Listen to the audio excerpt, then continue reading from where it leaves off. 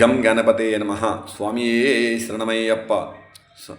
స్వామియే శరణమయ్యప్ప. స్వాములకు అందరికీ శుభోదయం అండి. స్వామియే శరణమయ్యప్ప. 41 రోజులు 41 సూచనలు భాగంగా ఈరోజు 8వ సూచన తెలియజేస్తున్నాను తండ్రి. ఈ సూచన నేను చెప్పే అవసరం లేదు యాక్చువల్గా, ఎందుకంటే ప్రతి ఒక్కరికి తెలుసు. నేను చెప్పడము యాక్చువల్గా నా మూర్ఖత్వం అవుతుందో తెలియదు, కానీ నన్ను మన్నించాలి. ప్రతి ఒక్కరికి కూడా తెలుసు. కాకపోతే ఏంటంటే నేను చెప్పే ప్రయత్నం ఏంటంటే వాళ్ళలో ఏమాత్రమన్నా ఒకరిద్దరన్నా అట్లా చేస్తారేమో వాళ్ళ కోసమని ఇది పనికొస్తాను. స్వామి, మనం అయ్యప్ప స్వామి పూజ చేసినాము కానీ ఇతరత్ర ఏ దేవుళ్ళు పూజ చేసినా కానీ పూలు సమర్పిస్తాం కదా. ఇవాళ పూలు రేపు ఖచ్చితంగా నిర్మూలన చేయవలసిందే. అంటే గజమాల అని చెప్పి నిన్ననే మాల సాయంత్రమే ఇష్టం కదా. ఇవాళ ఫ్రెష్గా ఉంది పూల దండ, గులాబీ చాలా ఫ్రెష్గా ఉంది దండ, కాస్ట్లీ దండ కదా, ఇంకొక రోజు ఉంచుదామని ఉద్దేశంతో ఉంచొద్దు.